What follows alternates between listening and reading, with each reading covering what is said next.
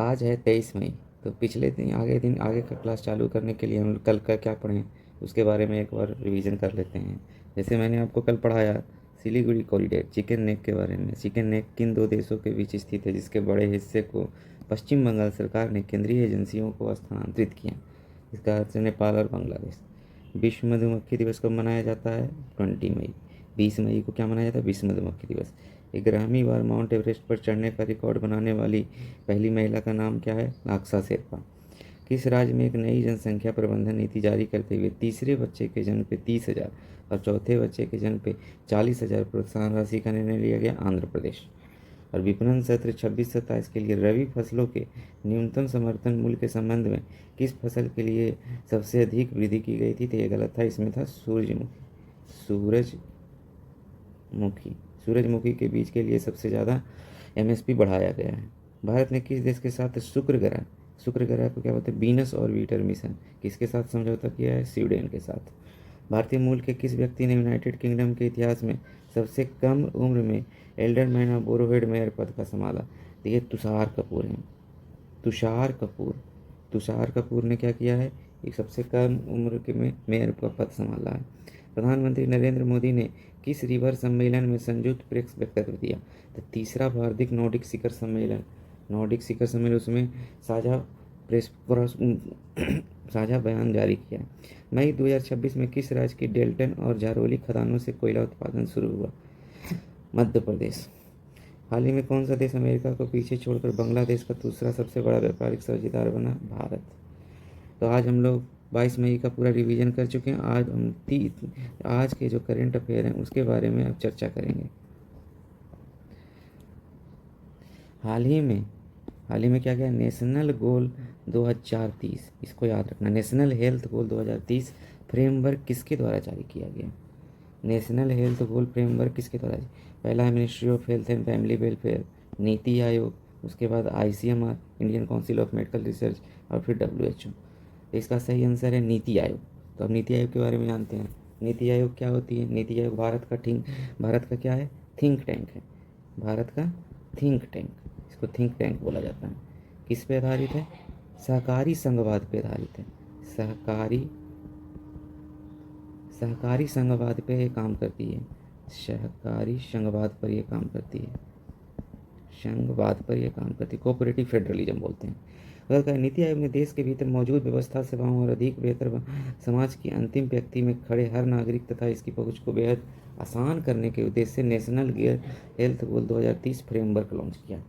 ठीक है, framework launch करने का नीति आयोग के बारे में जानते हैं। नीति आयोग का काम क्या है? भारत सरकार का पॉलिसी थिंक टैंक है। ठीक है, मजबूत राष्ट्र से ही मजबूत राष्ट्र बनता है, नीति आयोग का ध्येय वाक्य है। अब भारत सहकारी संघवाद पे काम करता है। इसकी स्थापना कब हुई? 1 जनवरी 2015 को इसकी स्थापना हुई। मुख्य उद्देश्य क्या है? राज्यों की भागीदारी के साथ राष्ट्रीय विकास के एजेंडे को साकार करना है और रणनीतिक बनाकर समावेशी एवं सतत विकास के लिए केंद्र और राज्यों के बीच सहयोग को बढ़ाता है। नीति आयोग की संरचना और काम। संरचना मतलब ये कैसे कैसे बना है? पहला तो अध्यक्ष इसके कौन होते हैं? प्रधानमंत्री इसके पदेन अध्यक्ष होते हैं। दूसरा उपाध्यक्ष कौन होते हैं? तो प्रधानमंत्री नियुक्ति प्रधानमंत्री द्वारा किया जाती है और पूर्णकालिक कार्यकारी मेंबर होते हैं।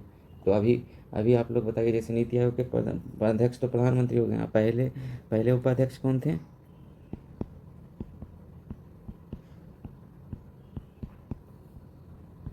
अरविंद पंगड़िया थे। और गवर्निंग सभी राज्यों के मुख्यमंत्री और केंद्र राज्यों के उपराज्यपाल भी शामिल होते हैं। और कौन शामिल होते हैं? गांव इसमें विशेषज्ञ पूर्णकालिक होते हैं। सीईओ कौन प्रशासनिक कामकाज के लिए मुख्य कार्यकारी होता है। ठीक, नीति आयोग के मुख्य थिंक टैंक के रूप में कार्य करता है। ठीक है, सहकारी संघवाद को बढ़ावा देता है, याद रखना है।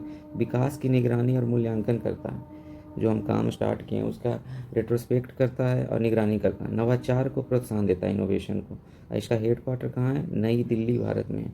और स्थापना कब हुआ था? 1 जनवरी 2015 को। योजना आयोग को रिप्लेस करके नीति आयोग का निर्माण किया गया। National information for transforming India, इसका फुल फॉर्म क्या हुआ? Nation institution for transforming India, NITI Aayog का फुल फॉर्म हुआ। एन से नेशनल हो गया, आई से इंस्टीट्यूशन हो गया, टी से फॉर ट्रांसफॉर्मिंग और आई से इंडिया हो गया। उसके बाद नीति आयोग के प्रमुख क्या क्या है, एस्पायरेशनल डिस्ट्रिक्ट प्रोग्राम के तहत जो कम विकसित जिले हैं उसका विकास करना है, प्रतिस्पर्धी समूह कम्पिटेटिव फेडरलिज्म में, और वित्तीय शक्तियों का अभाव है, मतलब इसमें आप माइनांस का कोई भी पावर नहीं, योजना के विपरीत नीति आयोग राज्यों को धन आवंटित करने की शक्ति नहीं होती है, यह केवल सलाहकार संस्था है, मतलब केवल सहकार भी दे देती है। अब इसके बारे में कुछ पढ़ लें। अब इसके बारे में हम लोग क्या क्या पढ़ लिए, पहला पढ़ लिए, एक बार रिवाइज कर लेते हैं। नीति आयोग स्थापना कब हुई, 1 जनवरी 2015। किस पे आधारित है, कोऑपरेटिव फेडरलिज्म पे आधारित है। अध्यक्ष, नीति आयोग के अध्यक्ष कौन होते हैं, प्रधानमंत्री होते हैं, पीएम होते हैं। पहले उपाध्यक्ष कौन थे, अरविंद पंगड़िया थे।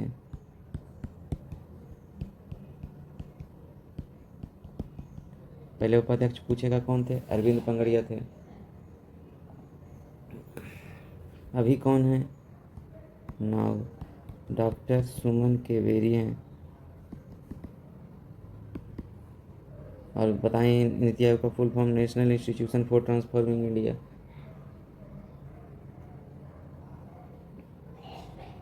सीईओ के बारे में चर्चा करते हैं। सीईओ कौन है, सिंधु श्री, पहले सीईओ पूछेगा सिंधु श्री खुल्लर। कौन है, सिंधु श्री खुल्लर। और अभी कौन है CEO, PVR Subrahmanyam, PVR Subrahmanyam. ठीक, ये इंपॉर्टेंट फैक्ट है, इसको आप लोग याद कर लीजिएगा, वेरी वेरी इंपॉर्टेंट फैक्ट है जिसके बारे में चर्चा किया गया है। अब हम लोग आगे बढ़ते हैं दूसरे क्वेश्चन में। हाल ही में सुर्खियों में रही स्वदेशी नेविगेशन प्रणाली नाविक, नाविक का पूर्ण रूप क्या है, नाविक का यानी फुल फॉर्म के बारे में चर्चा किया है। नेविगेशन विथ इंडियन कॉन्स्टलेशन, नाविक का क्या हो गया, फुल फॉर्म हो गया। फुल फॉर्म में ही वो पढ़ते हैं। भारत का क्या है, स्वदेशी सैटेलाइट है। क्या है, भारत का स्वदेशी सैटेलाइट है, नेविगेशन प्रणाली है। किसके द्वारा विकसित किया गया, इसरो के द्वारा विकसित किया गया है, इसरो के द्वारा विकसित किया गया। इसका रेंज कितना है, 1500 किलोमीटर एरिया तक रेंज है। और सटीक लोकेशन जैसे जीपीएस बताता है, तो जीपीएस तो अमेरिका का है, लेकिन भारत का ये पूर्ण नाविक जो है भारत का इसरो के द्वारा विकसित किया गया है। इससे क्या मदद मिलेगी, सैन्य, आपदा प्रबंधन, परिवहन और नागरिक सेवाओं में मदद मिलेगी। अब इसके बारे में जानते हैं। सार्वजनिक स्वास्थ्य पर ध्यान दिया जाएगा, रोकथाम, उसका समानता और समावेशन पे जोर दिया जाएगा। समानता को सबके लिए ये उपयोगी होगा। 2030 का एजेंडा, इसका डेटा आधारित निर्णय होगा। डेटा जो बताया जाएगा निगरानी, मूल्यांकन और नवाचार पर आधारित होगा। वैश्विक सहयोग होगा इससे। अब देखिए नाविक के बारे में बताया गया। नाविक क्या है, भारत की स्वदेशी सैटेलाइट नेविगेशन प्रणाली से भारतीय अध्यक्ष के द्वारा विकसित किया गया। 1500 किलोमीटर के क्षेत्र में नाविक के महत्वपूर्ण उपयोग, रणनीतिक स्वतंत्रता, मतलब युद्ध या कोई आपातकालीन स्थिति होती है तो भारत को विदेशी नेविगेशन प्रणाली पर, जीपीएस पर निर्भर नहीं रहना पड़ेगा। इससे सैन्य को अत्यधिक सुरक्षित और एनक्रिप्टेड सिग्नल मिलेंगे। उच्च सटीकता, हाई एक्यूरेसी है, मतलब लगभग सामान्य जीपीएस की तुलना में 10 मीटर तक लोकेशन देगा। आपदा प्रबंधन है, भारतीय प्राकृतिक आपदाओं के दौरान बचाव कार्यों और सटीक संचार में नाविक बेहद सहायक सिद्ध होगा। परिवहन और यात्रा में, जैसे सड़क, वायु और समुद्री यात्राओं के साथ साथ रियल टाइम ट्रैकिंग किया जा सकता है। मत्स्य पालन और कृषि में सहयोग मिलेगा। जो मछुआरे गहरे समुद्र में जाते हैं और कृषि की जो एक्टिविटीज होती है उसमें यह सीधे लाभ पहुंचाएगा। कवरेज तो बताएं 1500 किलोमीटर एरिया तक है। उसके बाद इसमें 7 सैटेलाइट है, 3 जियोग्राफिकल सैटेलाइट है और 4 जीएसओ सैटेलाइट है। अब इसके बाद हम लोग आगे अब बता रहे हैं इसरो के बारे में आप लोग जानते ही होंगे। इसरो के प्रमुख केंद्र, प्रक्षेपी यान और ऐतिहासिक मिशन, इससे भी क्वेश्चन कभी कभी आता है। क्वेश्चन क्या आता है,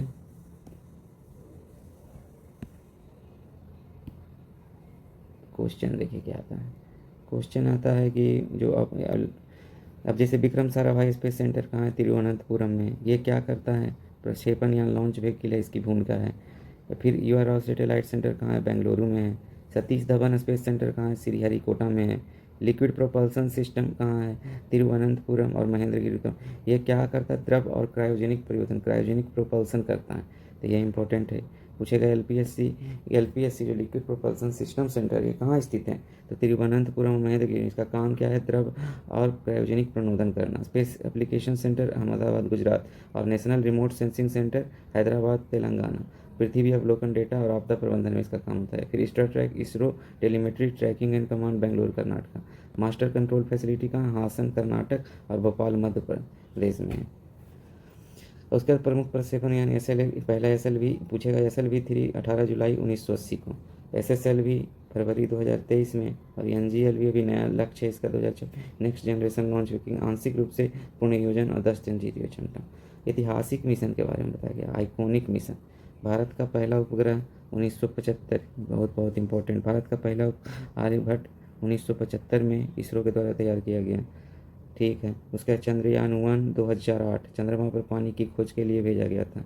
फिर मंगलयान भेजा गया 2014 में, मंगल पर पहले प्रयास में सफलता मिली। सबसे सस्ता मार्स मिशन था 450 करोड़ का, इंडिया का। फिर चंद्रयान-2 2019 में, इसमें ऑर्बिटल सफल विक्रम लैंडर हार्ड लैंडिंग हुआ था। एक हार्ड लैंडिंग होता है, एक सॉफ्ट लैंडिंग होता है। फिर चंद्रयान-3 2023 में चंद्रमा के दक्षिणी ध्रुव पर पहली सॉफ्ट लैंडिंग हुई थी, विश्व में प्रथम है ये। फिर निसार किसके द्वारा बनाया गया? नासा और इसरो का संयुक्त मिशन है। निसार क्या है? नासा प्लस इसरो का संयुक्त मिशन है निसार, ये आ सकता है। द्वितीय आवर्ती रडार पृथ्वी अवलोकन उपग्रह है ये। तो पहला ही चंद्रयान-1 पूछेगा 2008 में चंद्रमा पर पानी की खोज। चंद्रयान-2 2019 में orbiter Vikram lander hard landing किया गया। चंद्रयान-3 2023 में चंद्रमा के दक्षिणी ध्रुव पर पहली सॉफ्ट लैंडिंग करवाया गया। फिर निसार द्विआवर्ती रडार पृथ्वी अवलोकन उपग्रह है, नासा और इसरो के द्वारा संयुक्त मिशन दिया गया है। अब इसका उद्देश्य क्या रहता है? मानव कल्याण के लिए अंतरिक्ष प्रौद्योगिकी, फिर योगदान। अब इसरो के बारे में कुछ फैक्ट जान लेते हैं। पहला इसरो के बारे में क्या जानते हैं? पहला ISRO Indian space research organisation हो गया इसका फुल फॉर्म। फिर इसकी स्थापना कब हुई थी? 15 अगस्त 1969 को हुई थी। हेड क्वार्टर कहाँ है? बेंगलुरु अब चेंज हो गया ने। 15 अगस्त 1969 को स्थापना इसका हेड क्वार्टर।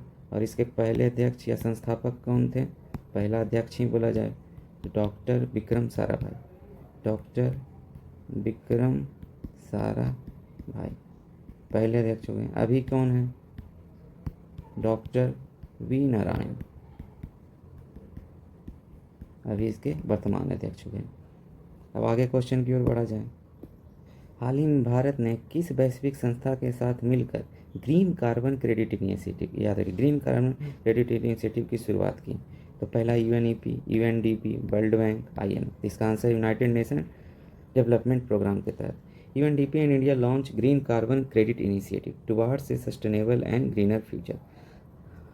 भारत और संयुक्त राष्ट्र विक्रम ने मिलकर ग्रीन कार्बन क्रेडिट इनिशिएटिव के शुरू की, जिसका उद्देश्य क्या है? पर्यावरण संरक्षण, कार्बन उत्सर्जन में कमी और सतत विकास, जो सस्टेनेबल डेवलपमेंट गोल होता है उसको क्या है?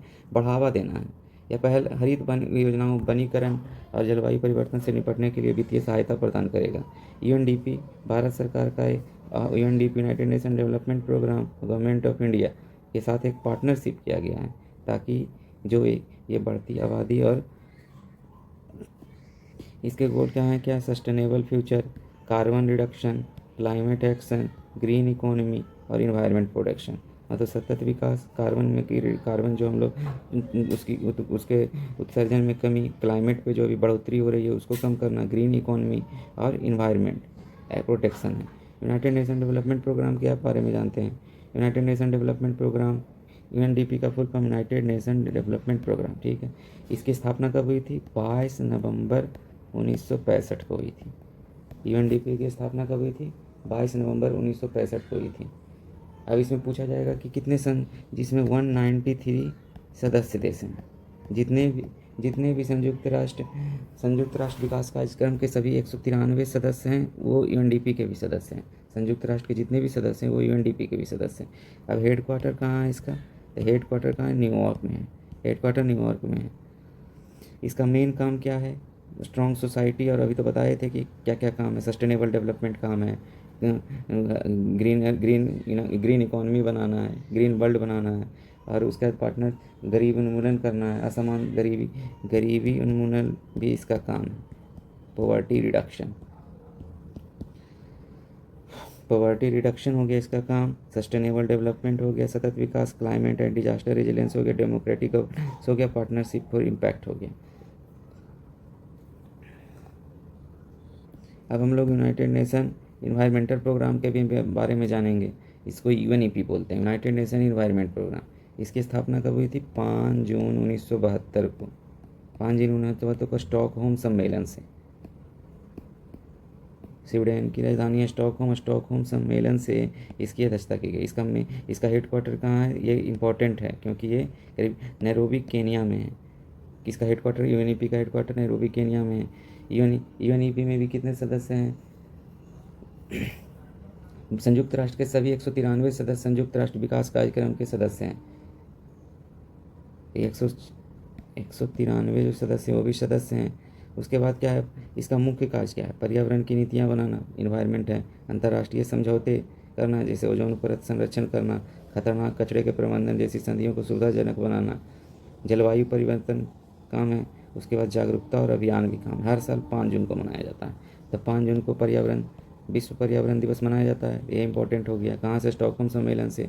इसमें जितने भी सदस्य हैं सभी 193 सदस्य शामिल हैं। अब इसका मुख्य काम, यूएनईपी विश्व भर में देश पर्यावरण संरक्षण के लिए काम करता है। यूएनईपी विश्व भर में।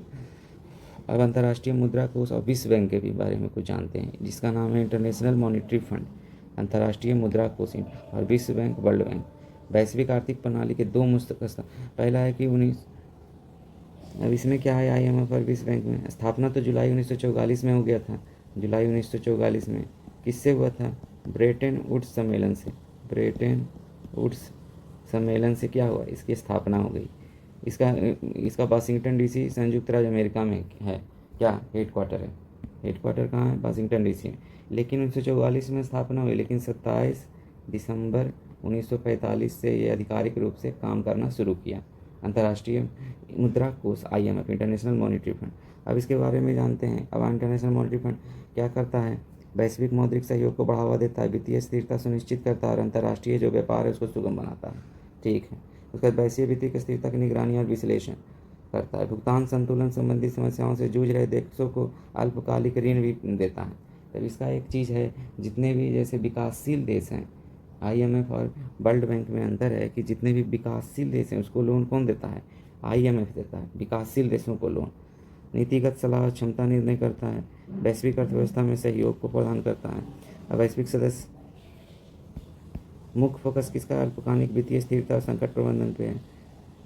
विश्व बैंक समुद्र दीर्घकालिक विकास और गरीबी उन्मूलन पर कार्य करता है।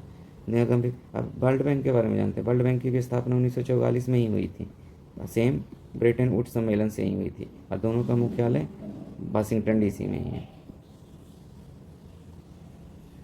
यह क्या करता है? विकासशील देशों को वित्तीय सहायता प्रदान करता है, जैसे ऋण, अनुदान, इक्विटी निवेश। अब संरचना, जो इंफ्रास्ट्रक्चर परियोजना है उसको फाइनेंस करता है, जैसे सड़कें, स्कूल, बिजली, स्वास्थ्य प्रणाली, इसी का।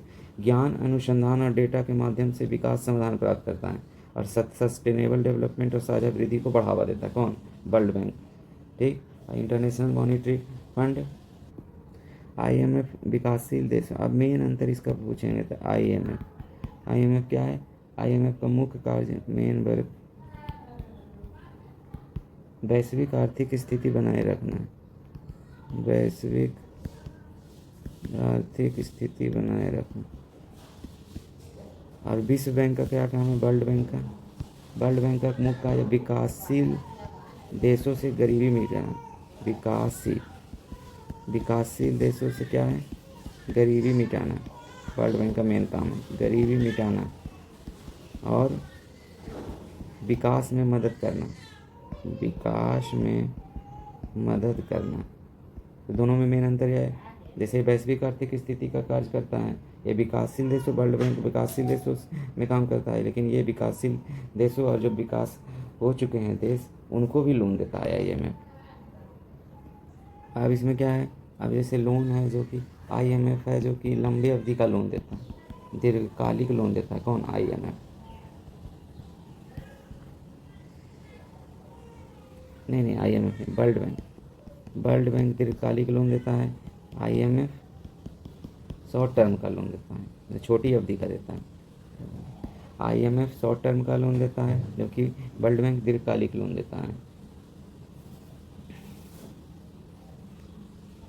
वर्ल्ड बैंक का सदस्य बनने के लिए पहले आपको IMF का सदस्य होना अनिवार्य है, और जब तक आप IMF का सदस्य नहीं रहिएगा, जब तक आप वर्ल्ड बैंक के सदस्य नहीं रह सकते हैं। तो वर्ल्ड बैंक का सदस्य होने के लिए IMF सदस्य होना जरूरी है। ये मेन अंतर हुआ। हेडक्वार्टर दोनों का सेम हुआ, वाशिंगटन। अब हम लोग नेक्स्ट क्वेश्चन में बढ़ते हैं। अब तीसरा भारत नॉर्डिक शिखर सम्मेलन 2026 किस देश में आयोजित हुआ? तो नॉर्डिक है, तो नॉर्डिक कंट्री में ही आयोजित होगा। तो नॉर्डिक कंट्री कितने हैं?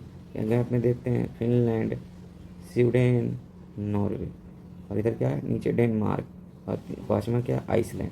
तो नॉर्डिक कंट्री 5 हो गए। यहाँ से शुरू करें, फिनलैंड, स्वीडन, नॉर्वे, और नीचे क्या है डेनमार्क, और इधर इधर आइसलैंड है। ये 5 कंट्री नॉर्डिक कंट्री कहलाते हैं, बहुत ज़्यादा इंपॉर्टेंट। अब इसकी अध्यक्षता कहाँ हुई? नॉर्वे। नॉर्वे की राजधानी कहाँ है? ओस्लो। ओस्लो में 3rd इंडियन नॉर्डिक समिट 2026 का आयोजन हुआ। इस सम्मेलन में कौन कौन? भारत के प्रधानमंत्री का नरेंद्र मोदी और बाकी सभी नॉर्डिक गणराज्य के प्रधानमंत्रियों ने भाग लिया। इस सम्मेलन का उद्देश्य क्या है? हरित ऊर्जा, जलवायु परिवर्तन, आर्थिक सहयोग, डिजिटल इनोवेशन और समुद्री अर्थव्यवस्था और सतत विकास को बढ़ावा देना। सस्टेनेबल डेवलपमेंट, डिजिटल इनोवेशन और आर्थिक सहयोग और जलवायु परिवर्तन, ये सब इम्पोर्टेंट काम है। जलवायु परिवर्तन, आर्थिक सहयोग, डिजिटल नवाचार, समुद्री अर्थव्यवस्था और सतत विकास को बढ़ावा देना। नॉर्वे कहाँ? उत्तरी यूरोप में स्थित एक प्रमुख नॉर्वे देखो, नॉर्वे कहाँ है? उत्तरी यूरोप में स्थित एक प्रमुख नॉर्डिक देश है, जो हरित तकनीकी, समुद्री व्यापार और ऊर्जा संसाधनों के लिए विश्व भर में प्रसिद्ध है। अब नॉर्डिक कंट्री के बारे में जानते हैं। नॉर्डिक की राजधानी कहाँ है? ओस्लो है। ओस्लो के बाद यहाँ की मुद्रा क्या है? नॉर्वेरियन क्रोन है। स्वीडन की राजधानी कहाँ है? स्टॉकहोम है। इसकी मुद्रा क्या है? स्वीडिशी क्रोना। और डेनमार्क की राजधानी कोपेनहेगन, डेनिश क्रोन है। फिनलैंड की राजधानी कहाँ है? हेलेंस्की, और मुद्रा क्या है? यूरो है। ये सब यूरोपियन कंट्रीज हैं, उत्तरी यूरोप में। आइसलैंड कहाँ की राजधानी कहाँ है? रेकवाविक, और आइसलैंडिक क्रोना है। ये नॉर्डिक कंट्री के 5 देश हो गए, उसकी राजधानी हो गई, और मुद्रा के बारे में चर्चा हम लोगों ने कर लिया। अब जो ये शिखर सम्मेलन हुआ, उसके मुख्य फोकस क्या है?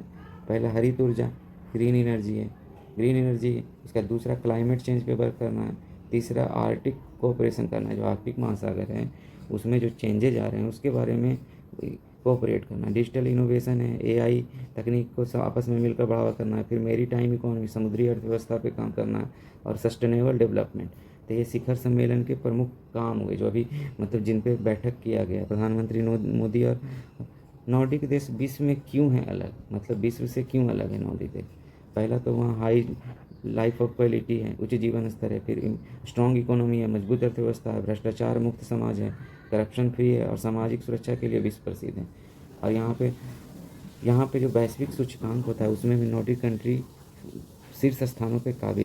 अब हम लोग प्रमुख वैश्विक सूचकांकों में शीर्ष स्थान जो है नॉर्डिक कंट्री का ही रहता है, क्योंकि यहाँ का लिविंग कॉस्ट ऊपर बताया गया सारा कुछ। अब इसके बारे में कुछ जानते हैं, जानकारी हासिल करते हैं। जानकारी में क्या है? पहला है वर्ल्ड हैप्पीनेस रिपोर्ट, विश्व शांति सूचकांक। तो वर्ल्ड हैप्पीनेस रिपोर्ट में क्या है? पहला क्या है? फिनलैंड। वर्ल्ड हैप्पीनेस रिपोर्ट में फिनलैंड फर्स्ट पर है। इसमें भारत की रैंकिंग क्या है? 116 है। वर्ल्ड हैप्पीनेस रिपोर्ट में भारत की रैंकिंग 116, फिनलैंड पहले नंबर पे। Finland, Iceland, Denmark, Costa river, ये हो गया वर्ल्ड हैप्पीनेस रिपोर्ट की बात हो गई। और दूसरा रिपोर्ट क्या है, किसकी चर्चा करता है? प्रेस फ्रीडम इंडेक्स की। प्रेस फ्रीडम इंडेक्स में कौन टॉप पे है? तो 180 देशों। पहले तो इसको जारी कौन करता है? रिपोर्टर विदाउट बॉर्डर के द्वारा जारी किया जाता है। रिपोर्टर विदाउट 180 देशों में 180 कंट्रीज है, उसमें 157 स्थान पे है कौन? भारत। तो भारत की स्थिति 157 है। पहले नंबर पे कौन है? नॉर्वे। नॉर्वे अभी कुछ समय पहले नॉर्वे की पत्रकार कौन थी? हेली लिंग, जिसने पीएम मोदी से सवाल किया तो बिना जवाब दिए बाहर निकल गए, जिससे पूरा विवाद खड़ा हो गया। तो इसीलिए सत्ता पक्ष उनसे सवाल पूछना देश के फोर्थ जो पिलर है उसका कर्तव्य है। उसने ये मिसाल पेश की कि इसीलिए नॉर्वे को विश्व प्रेस फ्रीडम इंडेक्स में पहले नंबर पे दिया जाता है। भारत नीचे से 157 नंबर पे, यानी भारत की दयनीय स्थिति है। अब तीसरे नंबर पे क्या है? तीसरे नंबर पे मानव विकास सूचकांक, जिसको ह्यूमन डेवलपमेंट इंडेक्स भी बोला जाता है, HDI, मानव विकास सूचकांक, मानव विकास ह्यूमन डेवलपमेंट। ये किसके द्वारा जारी किया जाता है? UNDP जारी करता है, ह्यूमन डेवलपमेंट। अभी UNDP के बारे में कुछ समय पहले क्वेश्चन में पढ़े थे। यूनाइटेड नेशन, संयुक्त राष्ट्र विकास, United nation development Programme, United nation development Programme. इसमें शीर्ष पहले इसमें कौन टॉप पे है? फर्स्ट नंबर पे स्विट्जरलैंड है, दूसरे नंबर पे नॉर्वे है और तीसरे पे आइसलैंड है। एक इस चीज़ में ह्यूमन डेवलपमेंट मानव विकास सूचकांक में भारत कितने नंबर पे है? 130 नंबर पे है। भारत 130 नंबर पे है।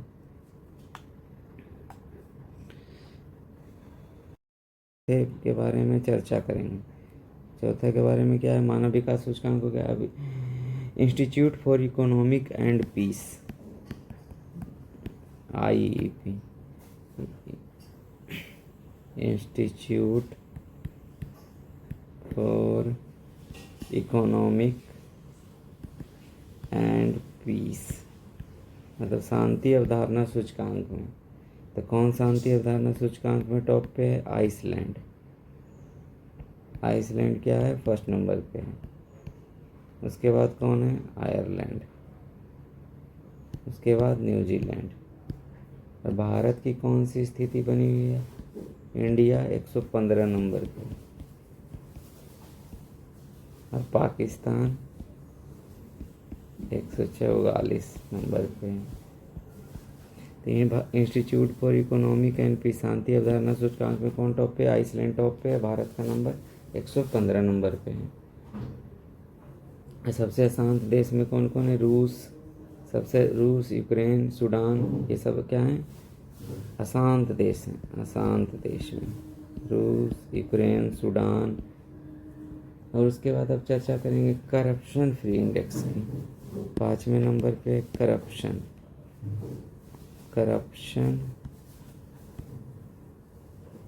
परसेप्शन इंडेक्स, मतलब क्या हुआ? भ्रष्टाचार धारणा सूचकांक,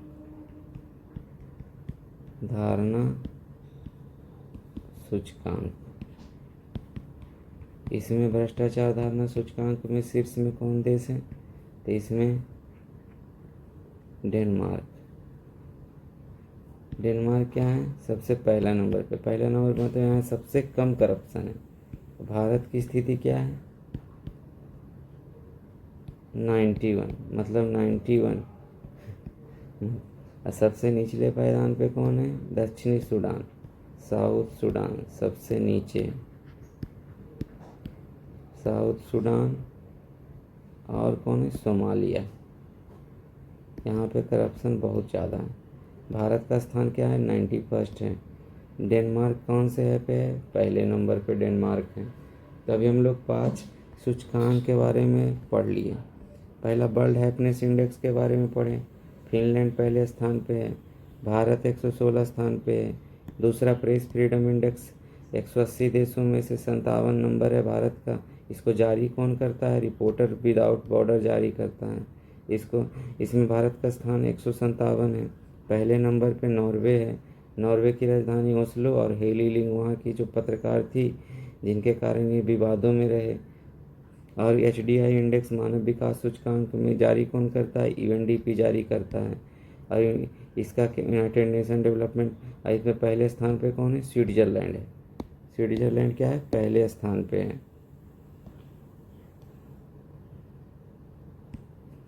स्विट्जरलैंड पहले स्थान पे है। उसका नॉर्वे, उसके बाद आइसलैंड। भारत का रैंकिंग क्या है? 130 है। 3 सूचकांक हो गया। फिर institute for economic and peace हो गया, इसमें हो गया शांति अवधारणा सूचकांक में पहले स्थान पे कौन है? आइसलैंड है। भारत 115वें नंबर पे है, पाकिस्तान 144 पे, और उसके बाद सबसे पहला नंबर आता है क्वेश्चन में, आइसलैंड है। फिर करप्शन परसेप्शन इंडेक्स है, भ्रष्टाचार अवधारणा सूचकांक, इसमें कौन है? डेनमार्क पहले स्थान पे है, भारत का स्थान 91 है, और सबसे नीचे साउथ सूडान और सोमालिया जैसे देश हैं। अब हम लोग नेक्स्ट क्वेश्चन पे आएंगे। विश्व जैव विविधता दिवस कब मनाया जाता है? World biodiversity day. तो वर्ल्ड बायोडाइवर्सिटी डे 22 मई को मनाया जाता है। 22 मई को ही क्यों मनाया जाता है? अब 22 मई अंतर्राष्ट्रीय जैव दिवस 22 मई को मनाया जाता है। इसका थीम पूछेगा, तो थीम क्या था? थीम है acting locally for global impact. याद रखना है theme, acting locally for global impact. हर साल ये 22 मई को मनाया जाता है। इसका काम क्या है? जैव विविधता के संरक्षण और इसके महत्व को प्रति जागरूकता फैलाना है। इसकी शुरुआत कौन किया था? संयुक्त राष्ट्र यूनाइटेड नेशन के द्वारा इसको शुरू किया गया था। और इसकी ऐतिहासिक पृष्ठभूमि में यूएनजीए ने 22 मई को अंतर्राष्ट्रीय जैव दिवस के रूप में 22 मई 1992 को जैव विविधता पर संयुक्त राष्ट्र कन्वेंशन को अपनाया गया था। 22 मई को संयुक्त राष्ट्र कन्वेंशन के द्वारा अपनाया गया, इसीलिए क्या है? इसीलिए 22 मई को इंटरनेशनल बायोडाइवर्सिटी में मनाया जाता है। जैव विविधता पर संयुक्त राष्ट्र United Nation Convention on Biodiversity, UNCBD का फुल फॉर्म हो गया United Nation Convention on Biodiversity. जैव विविधता के संरक्षण, सतत उपयोग और जैविक संसाधनों से प्राप्त लाभों के न्याय संगत बंटवारे के लिए कानूनी रूप से बाध्यकारी अंतर्राष्ट्रीय संधि, इंटरनेशनल ट्रीटी के बारे में चर्चा की। जैव विविधता होता क्या है? जैव विविधता पृथ्वी पर पाए जाने वाले सभी जीव, पौधे, पशु, सूक्ष्म जीव की विविधता जो होती है, मतलब जो यहाँ कुछ पाया गया और कुछ कैरिबियन देश में, कुछ वहाँ के मौसम के अनुसार, जलवायु के अनुसार उनके जीन, प्रजातियों और पारिस्थितिकी तंत्रों की विविधता शामिल है। यह प्रकृति का संतुलन बनाए रखने, पारिस्थितिकी सेवा प्रदान करने और मानव जीवन को समर्थन देने में महत्वपूर्ण भूमिका निभाता है। जैव विविधता का महत्व, इम्पोर्टेंस ऑफ बायोडाइवर्सिटी, पारिस्थितिकी संतुलन बनाए रखना, भोजन, दवाइयों और कच्चे माल की आपूर्ति, जलवायु परिवर्तन का सामना करने में मदद, सांस्कृतिक, धार्मिक और सौहार्द। और जैव विविधता का थीम पहले इम्पोर्टेंट है, acting locally for global impact. Locally act करना है ग्लोबल इम्पैक्ट के लिए। 22 मई को ही क्यों मनाया जाता है? 22 मई 1992 को क्या हुआ था? United Nation Convention on biodiversity को अपनाया गया था, इसीलिए ये 22 मई को ही मनाया जाता है। अब इम्पोर्टेंट डे के बारे में चर्चा करेंगे। कल भी हम लोग इस पे चर्चा किए थे। 1 मई को अंतर्राष्ट्रीय श्रम दिवस मनाया जाता है, श्रमिकों के योगदान और उनके सम्मान के लिए मनाया जाता है। 2 मई को विश्व ट्यूना दिवस मनाया जाता है, ट्यूना मछली के संरक्षण के लिए मनाया जाता है। और 3 मई को विश्व प्रेस स्वतंत्रता दिवस मनाया जाता है, जिसमें अभी पढ़ाए थे ना, नॉर्वे क्या थी? पहले स्थान पे था। उसके बाद 8 मई को विश्व रेड क्रॉस दिवस मनाया जाता है, मानवता की सेवा और थैलेसीमिया रोग के प्रति जागरूकता बढ़ाने के लिए। 11 मई को प्रौद्योगिकी दिवस मनाया जाता है।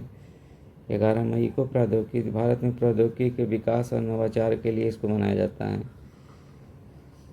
16 मई को डेंगू दिवस मनाया जाता है, डेंगू रोग की रोकथाम और नियंत्रण के प्रति जागरूकता फैलाने के लिए। और 18 मई को विश्व एड्स वैक्सीन दिवस मनाया जाता है।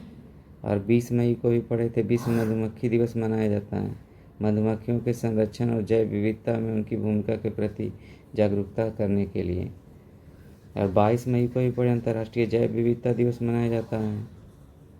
और 24 मई को यूरोपीय दिवस मनाया जाता है, यूरोप में शांति, एकता। यही कुछ इम्पोर्टेंट डे थे मई के। अब कुछ पहली महिला करेंट अफेयर के बारे में बता देते हैं, क्योंकि कल भारत की पहली ट्रांसजेंडर क्रिकेट अंपायर प्रतीक्षा श्री। आंध्र प्रदेश हाईकोर्ट की पहली मुख्य न्यायाधीश लीसा गिल बनी। लीसा साइबर सुरक्षा से जो बड़े नहीं, ये कुछ गलत है। मुंबई नगर निगम की पहली कमिश्नर अदनीसी ₹125 श्रीनगर केंद्रीय जेल की प्रमुख बनी। साउथ पोल पहुंचने वाली पहली भारतीय महिला Kaira Karthikeyan. Press club of India की पहली महिला संगीत बरुआ। रेलवे सुरक्षा बल की पहली महिला संचालक सोनाली मिश्रा। नागपुर यूनिवर्सिटी की पहली महिला कुलपति मंजली मार्कंडे धीर सागर। टाइम 100 क्रिएटर लिस्ट में शामिल होने वाली पहली महिला कौन बनी? प्राजक्ता कोहली। भारतीय नौसेना में पहली महिला फाइटर कौन बनी? आस्था पुनिया। पहली महिला फाइटर कौन? आस्था पुनिया। भारत की पहली महिला ई वोटर कौन बनी? बीमा देवी। अब पहली महिला केंद्रीय विधि सचिव अनु राठी राणा। तो ये कुछ भारत के पहले में, इसको याद रख लीजिएगा, कुछ आ सकता है। जैसे ये भारत की क्रिकेट अंपायर इम्पोर्टेंट है। अब इसमें आगे बढ़ेंगे। 52 G7 शिखर सम्मेलन का आयोजन कहाँ किया जाएगा? In which of the following country 52 G7 be held? तभी कुछ समय पहले हुआ है। कहाँ हुआ था? ईवियन में, EVIA। ईवियन कहाँ पड़ता है? फ्रांस में। तो फ्रांस में आयोजित किया गया कहाँ? G7 शिखर सम्मेलन। अब जानेंगे कि ये जून 2026 में आयोजित किया जाएगा ईवियन में। तो ये जब फ्रांस में हो गया। मेज़बानी कौन करेगा? फ्रांस करेगा। फ्रांस में इसकी 2026 में G7 समिट मध्यस्थता में आयोजित किया जाएगा। यह शिखर सम्मेलन वैश्विक आर्थिक सहयोग, जलवायु परिवर्तन, सुरक्षा, ऊर्जा और डिजिटल परिवर्तन, जो आजकल ये आया है, भू राजनीतिक चुनौतियों पर चर्चा करेगा। तो मेन काम इसका आर्थिक सहयोग, जलवायु परिवर्तन, सुरक्षा और डिजिटल नवाचार और भू राजनीतिक चुनौतियों पर यह चर्चा करेगा। अब G7 में कौन कौन से कंट्रीज हैं? G7 में पहला कंट्री यूएसए के बाद कनाडा के बाद फ्रांस के बाद इधर जर्मनी हो गया ऊपर में, जर्मनी, इटली, जापान और यूनाइटेड किंगडम। लेकिन भारत इसका सदस्य देश नहीं है। भारत क्या है? सदस्य देश नहीं है। अब G7 प्रमुख उद्देश्य अंतर्राष्ट्रीय शांति सुरक्षा को मजबूत करना, जलवायु परिवर्तन और पर्यावरण सुरक्षा, वैश्विक आर्थिक स्थिरता विकास को, ऊर्जा सुरक्षा और सतत विकास, तकनीकी और डिजिटल सहयोग को बढ़ावा देना। दुनिया की उन्नत व्यवस्थाओं का एक नेतृत्व मंच है। वैश्विक और मानकों को प्रभावित करता है। वैश्विक चुनौतियों के समाधान के लिए सहयोग को बढ़ाता है। लोकतंत्र, मानवाधिकार और स्वतंत्रता के मूल्यों को प्रोत्साहित करता है। G7 की स्थापना कब हुई थी? 1975 में हुई थी। कनाडा पहले इसमें शामिल नहीं था। कनाडा कब जुड़ा था? कनाडा 1976 में जुड़ा। 1976 में ऐड हुआ था कनाडा। पहले 6 ही कंट्री थी। अब इवेंट एंड समिट पे कुछ चर्चा करते हैं। महत्वपूर्ण अंतर्राष्ट्रीय आयोजन COP15 प्रवासी वन्यजीवों के संरक्षण पर पक्षकारों की COP15 की 15वीं बैठक कहाँ थी? ब्राज़ील के कैंपो ग्रैंडे में हुई थी। मोबाइल वर्ल्ड कांग्रेस कहाँ हुआ है? बार्सिलोना, स्पेन में हुआ है। और वर्ल्ड ओशियन साइंस कांग्रेस कहाँ हुआ था? गोवा में हुआ था। वर्ल्ड ओशियन साइंस कांग्रेस कहाँ हुआ था? गोवा में हुआ था। 62वां म्यूनिक सुरक्षा सम्मेलन कहाँ हुआ? जर्मनी में हुआ। 62वां म्यूनिक, क्योंकि म्यूनिक कहाँ है? जर्मनी में है, तो कॉमन सेंस से भी जर्मनी में आ सकते हैं। और फिर 39वां अफ्रीकी शिखर सम्मेलन, अफ्रीकी यूनियन कहाँ हुआ था? Summit Aedes अबाबा। इथियोपिया की राजधानी क्या है? एडिस अबाबा, वहाँ हुई थी। 28वीं यूनिवर्सल पोस्टल कांग्रेस कहाँ हुआ? UAE, यूनाइटेड अरब एमिरेट्स में हुआ था। विश्व बैडमिंटन चैंपियनशिप कहाँ हुआ? भारत में हुआ। वर्ल्ड बैडमिंटन सिर्फ भारत में। और G20 समिट 2026 का आयोजन क्या होगा? अमेरिका होगा। G20 ये सभी आयोजन सहयोग, शांति, विकास और सुरक्षा के लिए महत्वपूर्ण हैं। इसमें से इम्पोर्टेंट सारे हैं, सारे को याद कर लेना। अब भारत और किस देश ने इनोवेट इंडिया नामक नवाचार केंद्र स्थापित करने की घोषणा की है? इनोवेट इंडिया नामक नवाचार। अब इनोवेट क्या होता है? इनोवेशन हब के बारे में चर्चा किया। India Italy innovation hub, India Italy innovation hub इसको बोला जाता है, इनोवेट इंडिया को। अभी अभी भारत के प्रधानमंत्री नरेंद्र मोदी इटली गए, मेलोडी चॉकलेट भी गिफ्ट किए हैं। तो इटली में हुआ है। अब इटली क्या करेगा, इनोवेट इंडिया नामक नवाचार केंद्र स्थापित करेगा। इसका उद्देश्य क्या है, स्टार्टअप, तकनीकी अनुसंधान, आर्टिफिशियल इंटेलिजेंस और डिजिटल नवाचार और उद्यमिता के क्षेत्र में सहयोग को बढ़ावा देना। भारत और इटली के बीच तकनीकी साझेदारी को मजबूत करेगा और युवा इनोवेटर और स्टार्टअप को वैश्विक मंच प्रदान करेगा। पहला इसके काम क्या है, इनोवेशन, नए विचार और समाधानों को बढ़ावा देना, एआई टेक्नोलॉजी को बढ़ावा देना, स्टार्टअप इकोसिस्टम को बढ़ावा देना, रिसर्च में कोलैबोरेशन करेगा ताकि मानक अंतर्राष्ट्रीय स्तर पर मैच कर सकें। किस संगठन ने प्रधानमंत्री नरेंद्र मोदी को प्रतिष्ठित एग्रीकोला मेडल से सम्मानित किया? एग्रीकोला मेडल से खाद्य और कृषि संगठन रोम के द्वारा। तब अब हम लोग जानते हैं FAO का हेडक्वार्टर भी कहाँ है, रोम में है। फूड एंड एग्रीकल्चर ऑर्गेनाइजेशन इसका पूरा नाम है, फूड एंड एग्रीकल्चर ऑर्गेनाइजेशन। इसका राजधानी कहाँ है, राजधानी नहीं, हेडक्वार्टर कहाँ है, रोम और इटली में। खाद्य और कृषि संगठन रोम ने प्रधानमंत्री नरेंद्र मोदी को एग्रीकोला मेडल सम्मानित किया गया। ये क्या है, सर्वोच्च सम्मान है, किसके द्वारा, खाद्य और कृषि संगठन का सर्वोच्च सम्मान है जो कि मोदी को दिया गया।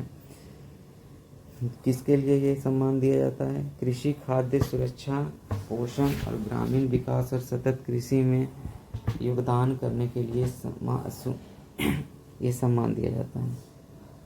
और ये सम्मान प्रधानमंत्री मोदी को दूरदर्शी नेतृत्व, नवाचार, छोटे किसानों के सशक्तिकरण और मोटा अनाज जो मिलेट्स है ना, जैसे जौ बाजरा, उसको बढ़ावा देने और वैश्विक भूख और कुपोषण से लड़ने के लिए दिया गया। FAO को प्रमुख कार्य क्या है पूछेगा, फूड एंड एग्रीकल्चर ऑर्गेनाइजेशन का मुख्य कार्य क्या है, भूख और कुपोषण को समाप्त करना है, सतत कृषि और उत्पादकता को बढ़ावा देना है, मछली पालन और उसके प्रबंधन करना, मत्स्य, ग्रामीण विकास और गरीबी उन्मूलन में सहायक बनना है, खाद्य सुरक्षा और बेहतर पोषण, वैश्विक सहयोग और नीतिगत समर्थन।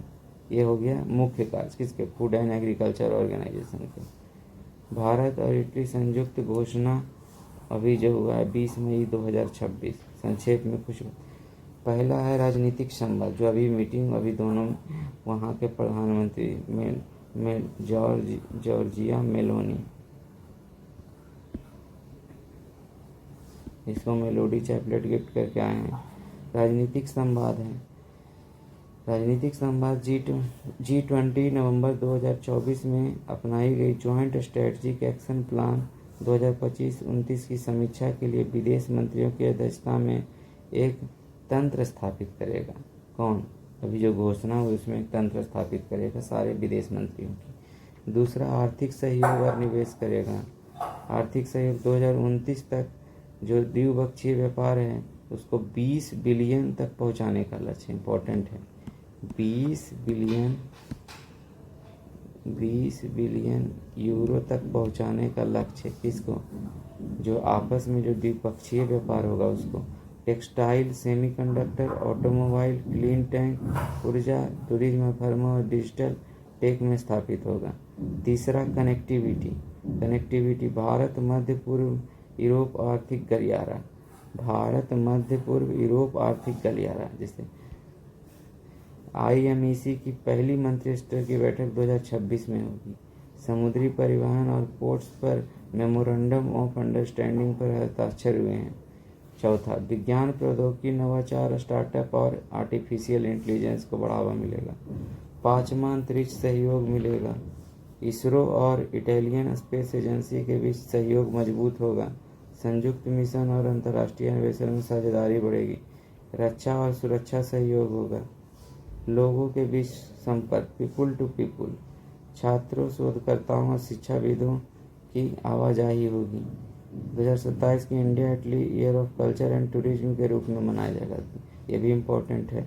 2027 में क्या होगा, इंडिया इटली कल्चर टूरिज्म मनाया जाएगा 2027 में, कल्चर टूरिज्म। वैश्विक और क्षेत्रीय सहयोग, यूएन सुधार, रूल बेस्ड इंटरनेशनल ऑर्डर और बहुपक्षवाद का समर्थन किया जाएगा।